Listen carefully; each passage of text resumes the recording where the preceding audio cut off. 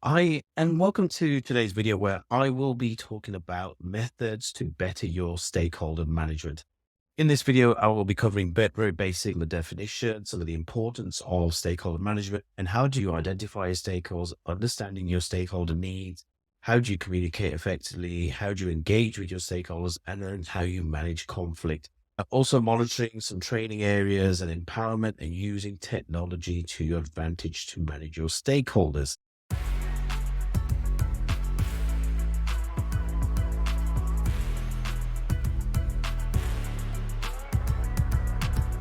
So without delay, let's talk about what is a stakeholder. Within project management, a stakeholder is anybody who has a vested interest in your project. Now, that could be from a developer or an engineer at the ground level to a CEO, all the way through the top, all the way through senior level, C-suite, B-suite. So you will have people who are fully engaged and have an interest in your project.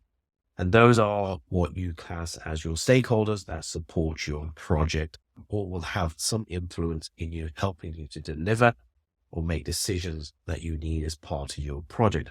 The importance of stakeholders is that really they are the people who are going to steer the ship or help you steer the ship in the right way so that you can deliver the project with the right information and help you also do the tasks to get the project completed. They are the stakeholders within the business are very important, and there are vast amounts of stakeholders that you will engage with.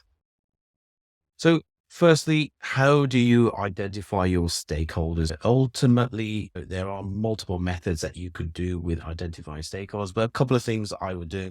First thing is brainstorm who your stakeholders are.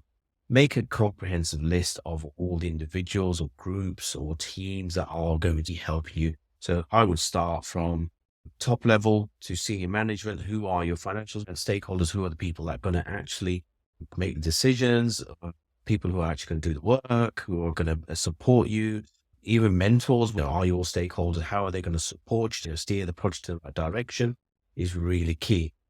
Then you categorize your stakeholder, put them into categories. You make your own categories, senior management, project team, customer, vendor, whatever it may be, you can put them into those categories. Now, a common method to do your stakeholder management is called a RACI matrix. Now, RACI matrix is where you class activity and then you assign the following role, which is responsible, accountable, consult, and inform.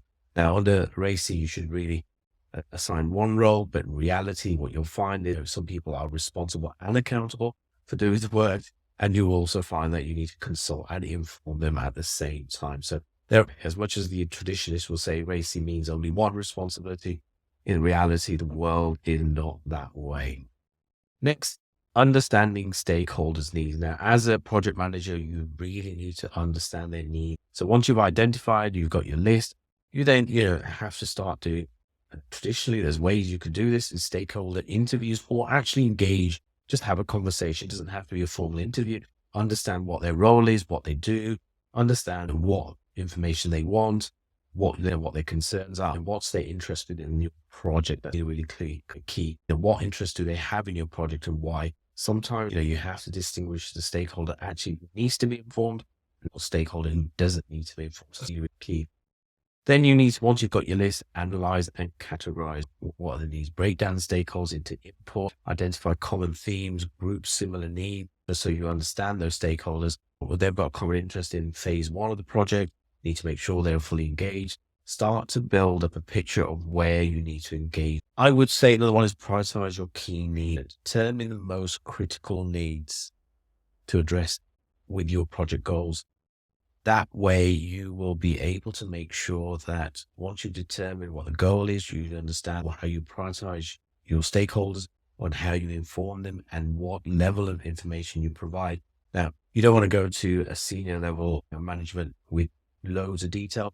They want the high level, straight to the point information so they can analyze it quickly because they don't have the headspace. However, a software developer needs criteria, needs more information. So really understanding and prioritizing what information you feed is really key. Next is effective communication. Now, this is a big one. As a project manager, if you're not very effective with your communication, it's going to be a major struggle. So know your audience is the next one. Who are you talking to? You can't talk to an engineer the same way as you can talk to senior management, you can banter with the right people at the right level, and you need to be formal and more strict in your approach at a different level. So really understand your audience, leverage multiple channels. You use your, like, how are you going to do communication? So emails, calls, face to face, message boards, team chats, whatever it may be. Leverage those tools to get your message and communicate those tools. Now, you don't want to send a report on team. You want to send it an email or some sort of visual background, such as Trello, or you've got other software such as MS Project you can share, which will help you ensure that you are communicating with the right stakeholders with the right amount of information. So leverage the tools around you. Next is get feedback. Really understand from your stakeholders, am I giving you the right information? Is what I'm giving you relevant? Is it too much? Is it too little? Is it at the right frequency? All those little questions are really key and that you need to identify. Next is, how do you engage your stakeholders? Make sure you are communicating with your stakeholders on a regular basis at a regular time. Talk to them. Make sure you've got two-way communication. You are engaging. If you are not a people person, you really need to be as part of project manager, because that's really key. Is get your stakeholders involved early. They need to be involved right at the beginning, at the right time of part of each phase of your project or whatever it may be, so that you've got their buy-in. And then once you've got their buy-in, you can align and share your goals to make sure that you meet a common ground and that they understand what you're trying to achieve. And that by understanding what you're trying to achieve, you've got their buy-in to support you, etc. Again, and finally, really customize your engagement.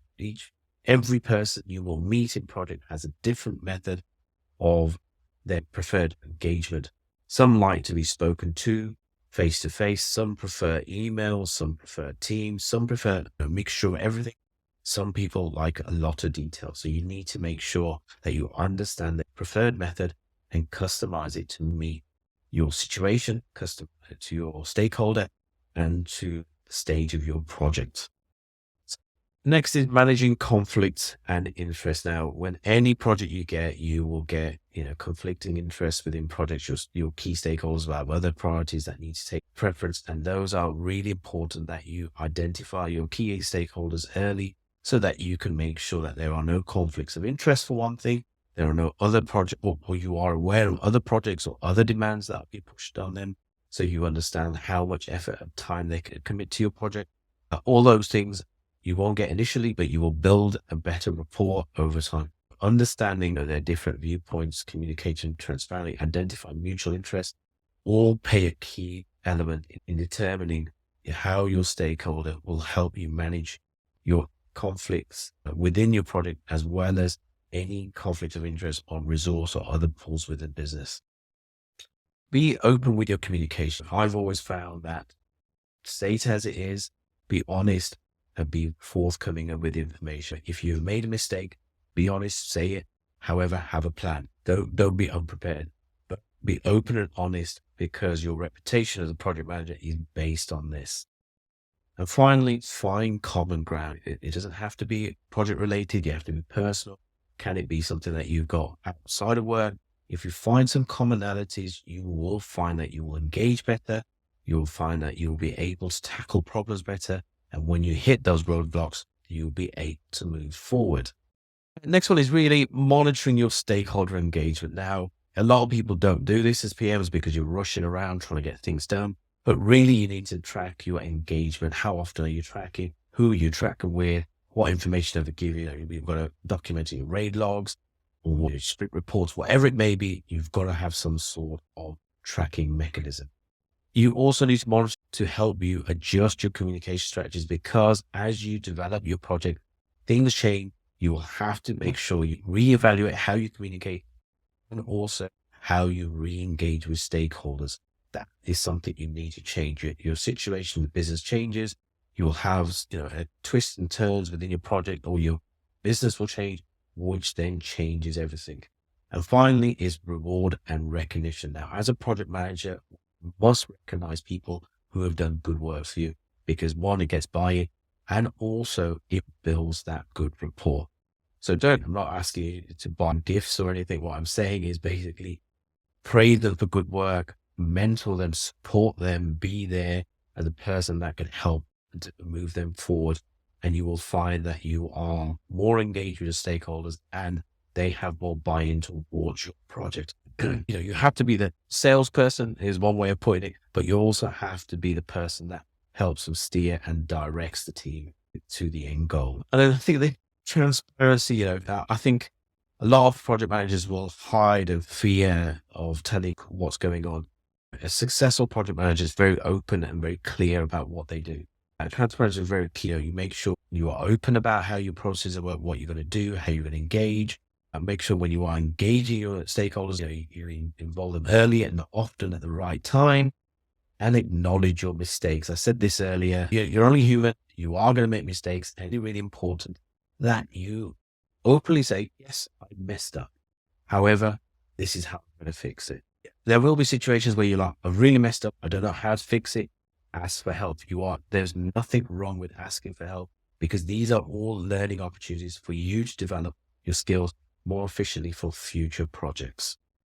Training and empowerment. Again, it's depending on the situation. Can you get more training? Can you help with manuals? And can you host workshop, offer coaching? There's a whole raft of things that you can do to engage your stakeholders, because as well as you providing knowledge of how you're going to do stuff and having workshops to engage the wider stakeholder, you also need to make sure that you are getting the appropriate coaching from your colleagues, because you aren't meant to know, but it's the people around you. They will educate you to support your project.